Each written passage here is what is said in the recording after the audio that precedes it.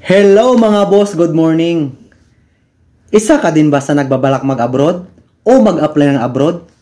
Maganda yan mga boss. Ikaw ba ay nakapagtisda? May insito ka?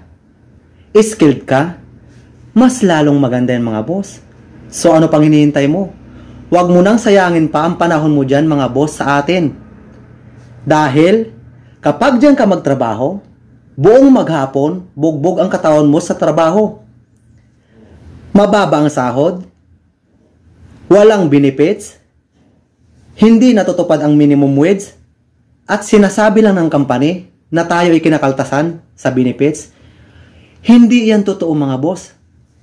Magalit na ang magalit dahil yan ang totoo. So, kung ikaw ay mayroon dyan sa nabanggit ko, mag-abroad ka na, okay?